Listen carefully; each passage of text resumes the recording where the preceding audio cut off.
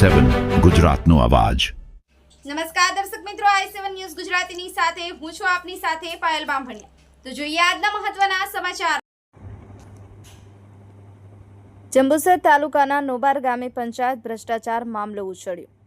ભરૂચ જિલ્લાના જંબુસર તાલુકાના નોબાર ગામે ભ્રષ્ટાચારના આક્ષેપો સામે ગામના જાગૃત નાગરિક ઉમેશભાઈ પ્રભુદાસભાઈ પટેલ દ્વારા આરટીઆઈ મારફતે ગ્રામ પંચાયતની તપાસ કરવામાં આવી હતી। પ્રાપ્ત માહિતી અનુસાર તપાસ દરમિયાન પંચાયતના વિકાસ કામોમાં ગેરરીતિઓ અને ભ્રષ્ટાચારની વિગતો સામે આવી હોવાનું કહેવાઈ રહ્યું છે।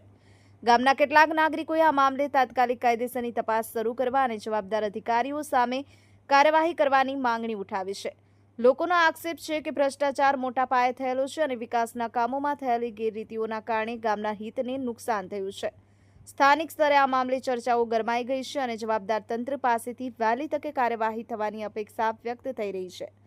ઉમેશભાઈ પટેલના આક્ષેપના જવાબમાં નોબાર પંચાયતના સરપંચ તલાટી પાસે ખુલાસો માંગતા સરપંચ તલાટીએ મૌન ધારણ કર્યું હતું અને તેઓ કોઈપણ પ્રકારના જવાબ આપવા માંગતા નથી।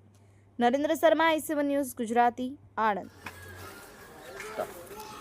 હું નોબાર ગામનો વતની શ્રી મારું નામ છે ઉમેશભાઈ પ્રભુદાસભાઈ પટેલ। મેં નોબાર ગામના સારા કામ માટે અને પંચાયતને જે ભ્રષ્ટાચાર થયેલો છે તે માટે એક જાગૃત નાગરિક તરીકે મેં પંચાયત તથા તાલુકા ટીડીઓ તથા ભરૂચ ડીડીઓને 12 કામોની રજૂઆત કરેલી છે। એમાં ખૂબ મોટા પાયે ભ્રષ્ટાચાર થયેલ છે, પરંતુ આજ સુધીને એની કોઈ તપાસ થયેલ નથી અને વારંવાર જો અમને અધિકારી આવ્યા હતા તે ડાયરેક્ટ એમના અહીં આગળ પંચાયતમાં આવીને એ અંદર લોકોએ સહી કરીને પાછા રિટર્ન થયેલા છે અને એનો મને જવાબ આપેલો નથી અને બીજા ગામના વ્યક્તિઓ પાસેથી આ ખોટી સહી કરાવીને એવા ત્યાંથી રિટર્ન થયેલા છે। તો આપ સાહેબને નમ્ર વિનંતી કે આ ગામમાં જે ભ્રષ્ટાચાર થયેલો છે તે સત્વરે એની તપાસ મને લેખિતમાં જવાબ આપવા વિનંતી અને આગળ એની કાર્યવાહી હું કરવા તૈયાર છું।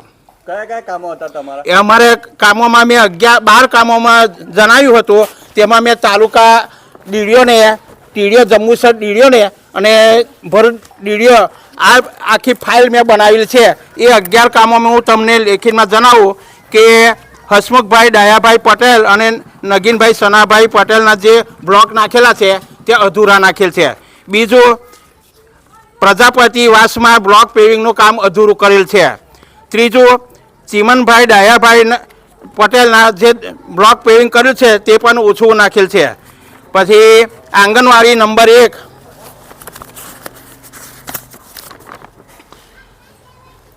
15મું પાછળ મેઇન રોડ સુધી ગટરનું કામ ઓછું કરેલ છે।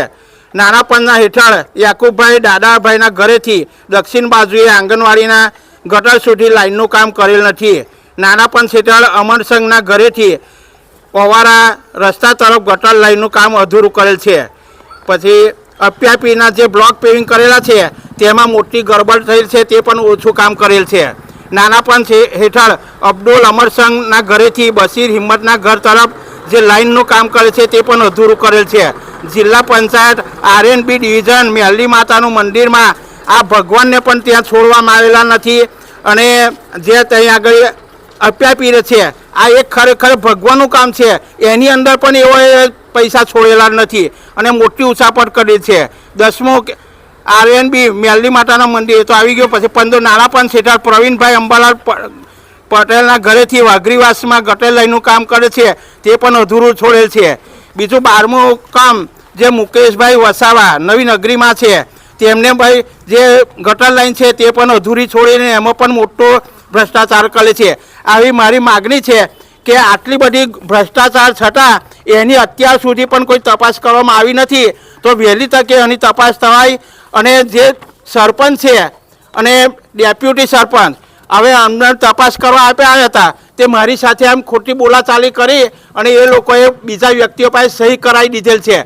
તો એવા સરપંચ મેં નહીં હોદ્દા ઉપર ડેપ્યુટી સરપંચ હતા પણ ડેપ્યુટી સરપંચ કે પેલો સભ્ય પણ નથી, તો એ કયા હોદ્દા પર લાયક હતા ને એમને સહયોગ કરેલ છે તેની પણ તાત્કાલિક તપાસ થવી જોઈએ। કારણ કે આ રીતે એમને એ ફાવી જોઈએ કે આવા કામમાં આવું કરીશું